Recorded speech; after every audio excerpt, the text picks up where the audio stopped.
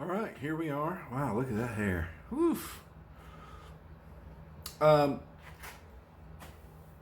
it's early still. Early for talking to my phone, unless I'm out going out somewhere, which I am not today. In fact, if anything, I'm going to do a Instacart delivery, but I might actually just wait and do that tomorrow. Um, don't really have a whole lot to say today, and I'm really not going anywhere. I'm really not doing much. Um, One of the things discussed with my doctor yesterday, I had two orthopedic issues I wanted to talk to him about. One being this left foot, and seeing if he thought there were any options other than going back to Dr. Anderson. Not that I have anything against Dr. Anderson. I almost just feel like at this point I'm just bothering him, which of course my doctor said you're not bothering him. But I also know that he was getting close to retirement, and I'm kind of on the fence about even calling because I don't want to know if he retired. He's such a nice man and such a good doctor. But when we discussed it and he looked at the foot, he said, "Well, that looks like a callus there." And I said, "It is. There is some callus there, but if you feel it and feel it in comparison to my right foot, you'll feel that there's something else going on there." He said, "Well, file that callus down as best you can." And then I showed him where I have another pretty significant callus, and I said, "I file both of these down as much as I can, sometimes to the point of drawing blood, which I know is no good, but it's a big callus, and I know it's problematic." But anyway, so last night after my shower, which is what my understanding is the time to do those things since your skin is softer from being in water. I filed that callus down as best I could, feeling like if I went much further I would bleed, which I didn't want to do.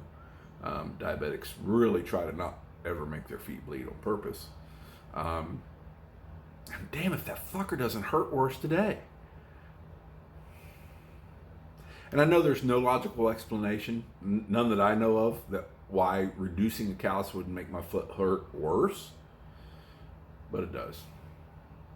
And I had a little interaction with an old buddy of mine today, and he was talking about walking on trails and being outdoors and doing that kind of fun stuff, and I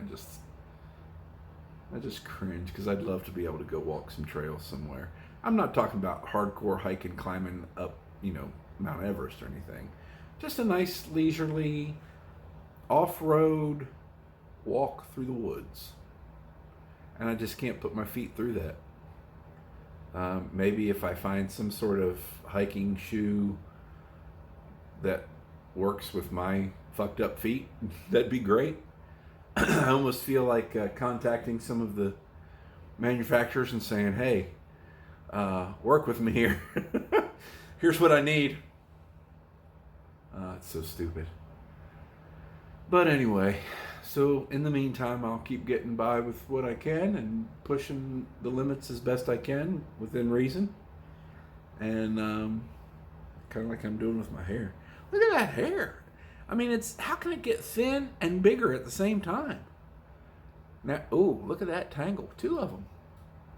Naturally curly hair and long and thinning don't always go together, but apparently on my head it does. Anyway.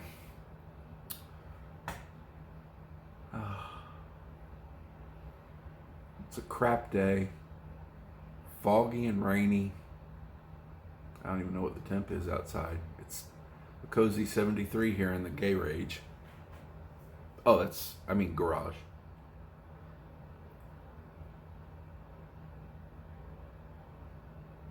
I don't know what else I'm going to do today. I need to row, and I need to ski, and I need to do some kettlebell stuff, and I need a good back workout. I don't feel like doing any of it. Of course, it's almost 1 p.m. and I haven't eaten anything yet.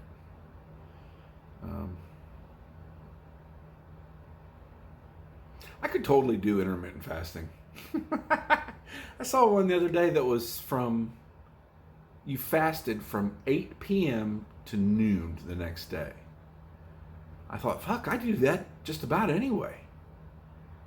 If I eat anything outside of that window, It's strictly to take pills. So if I took pills at noon, 4, and 8, that would be my 3 windows for pills. I could intermittent fast. I'd have to see how it would affect my insulin intake. Metamucil. If you're on insulin, try Metamucil. It really does seem to help kind of level out your blood sugar levels. Level out your blood sugar levels. Regulate your blood sugar levels. Among other things.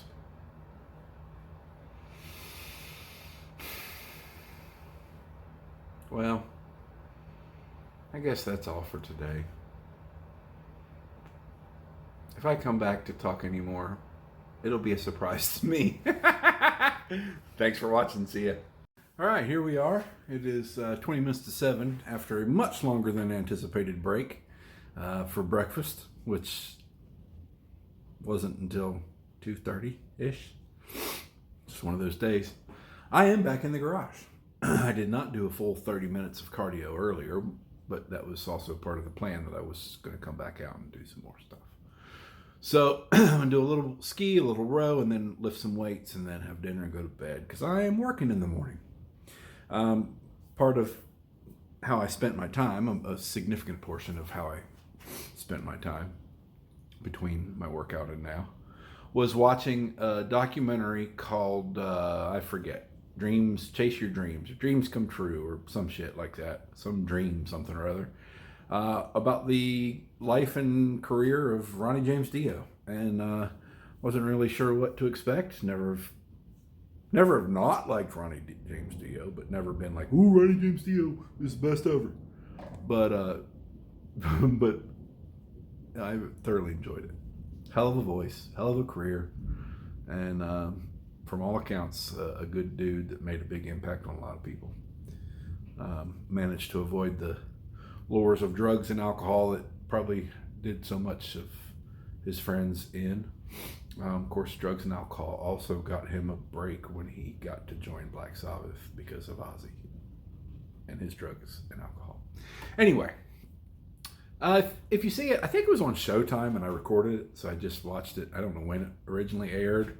I think it's older than what the TV was telling me. It said 2022, but it had a older look to it. I wonder if I recorded it in standard def instead of high def. Anyway, if you see it, watch. It's fun. It's good. It's if you appreciate any of that music, whether it's Dio or Rainbow or Black Sabbath, and the people from then, people that were influenced by them. Let's see, we had a lot of interviews with Sebastian Bach and Lita Ford, and some of the others. Those were the two that jump out. They were on there. Rob Halford was on there a good bit talking. And I think one of the things I learned from that was when he started Dio, Vivian Campbell was his first guitar player, which blew me away because Vivian Campbell is still active today and playing with Def Leppard, if I'm not mistaken. But he's been with Whitesnake and now I'm blanking. A couple others. He might have been in Heaven and Hell. Dude was 19 when he joined Dio. When you see the pictures of him, you can see he is the baby face. Anyway, that really stood out to me. I had no idea he'd been active that long and at such a high level. Anyway, that was fun. I don't regret spending some time watching that and then playing on my phone. And I guess that was all I've really done today. Kind of took it easy. Didn't do any laundry. Didn't go to the grocery store. I'll probably regret it tomorrow, but if it means I didn't have to go out in the rain, I don't regret it. There's dinner. Thanks for watching. See you tomorrow. So as soon as I said it, I felt bad about it, and I've already apologized, but I left it there because she said it was okay. But I wanted to state that that was more than just my dinner showing up. That was my friend Sarah, who has been an unremarkable help in dealing with my father for years. years. I've got no help from my siblings, and